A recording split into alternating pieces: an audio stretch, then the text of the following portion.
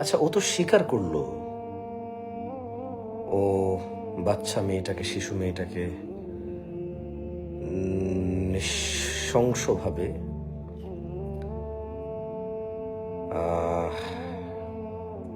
ওর উপরে জুলম অত্যাচার করেছে এবং ওকে হত্যা করেছে। এটা তো ও স্বীকার করছে। এখন ওর বিচার করতে অসুবিধা কোথায় আসলে? দেশের সরকার, দেশের আইন আদালতের প্রবলেমটা কোথায় আসলে? দেরি কেন হচ্ছে? মানে অপরাধী তো নিজে বলতেছে যে সে এমন মানে পৈশাচিক অপরাধে সে লিপ্ত এবং সে নিজ মুখে স্বীকার করতেছে। আমি একটা নিউজ দেখলাম যে অপরাধী নাকি পুলিশের কাছে বা আদালতের কাছে নিজের অপরাধ স্বীকার করেছে।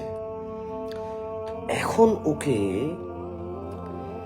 কোমর সমান মাটিতে পুঁতে পাথর মেরে মেরে মৃত্যু নিশ্চিত করতে অসুবিধাটা কোথায়? মায়াটা কার লাগতেছে ওর জন্য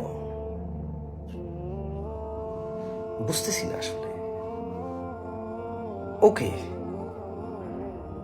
গণতন্ত্র পৃথিবী উদ্ধার করবে যাদের বিশ্বাস, গণতান্ত্রিক ভাবে যারা ইনিল হুকমু ইল্লা লিল্লাহ, আল্লাহর দেওয়া বিধিবিধান শাস্তিকে যারা মনে করে সমাধান না। ডক্টর কামাল একটা অপরাধের একটা শাস্তি লিখে দিয়ে গেছে বাংলাদেশের সংবিধান।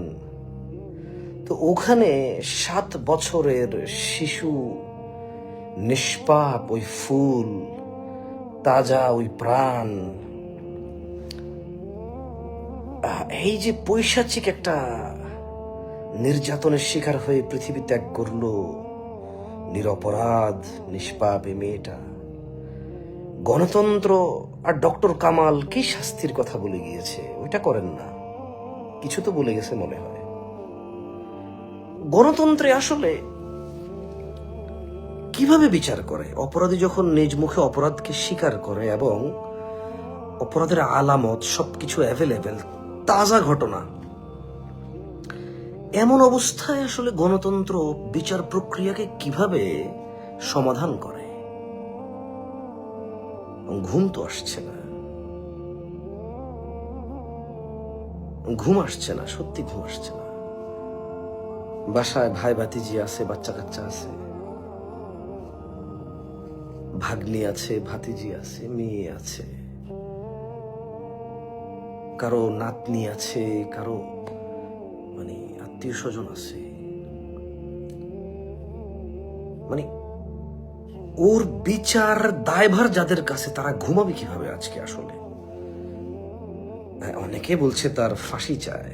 ইসলাম কিন্তু বিবাহিত জানাকারীকে ফাঁসি দেয় না। কোন নারী এবং পুরুষ একমত হয়ে যদি উভয় জানা করে, বিবাহিত লোককে কোমর পর্যন্ত পুরুষকে গেড়ে পাথর মেরে রজম করার বিধান দেয় ইসলাম। আর রেপ এবং হত্যা তো অনেক দূরে,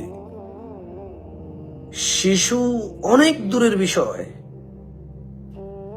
আপনাদের রেপ, জেনা ব্যভিচার, অশ্লীলতার বিচার এত নিম্ন পর্যায়ের যে মানুষ 6 বছর 7 বছরের বাচ্চাদেরকে পর্যন্ত দ্বিধাদ্বন্দ্ব করে না, ভয় পায় না।